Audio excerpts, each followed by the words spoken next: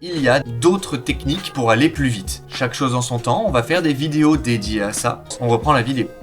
Donc maintenant, on voit qu'on a déjà quelques outils d'analyse qui sont prêts. On voit donc qu'il y a plusieurs grosses dépenses qui auraient pu être évitées. Je pense à la cigarette, fumer c'est mal, il ne faut jamais le faire. Par contre, là on voit bien que 230 €, c'est un argument supplémentaire pour vous inciter à arrêter. Quand vous aurez fait mois après mois le montant total des dépenses, par exemple sur la cigarette, c'est jamais un calcul qui fait plaisir. On va voir donc l'épargne réalisée. On a notre revenu, notre objectif d'épargne, et maintenant on veut voir combien on a dépensé par rapport à notre revenu. On va commencer par définir le total de dépenses. Égale somme, on ouvre la parenthèse, on sélectionne, on appuie sur entrée. On voit que bon, là c'est très facile d'analyser, on a vu que nos dépenses étaient supérieures à notre revenu. C'est pas grave, on va remplir la formule, on va faire égal, le revenu moins les dépenses, entrée, et c'est parfait. On voit que ce mois-ci on a dépensé 257 € de plus que ce que l'on a perçu.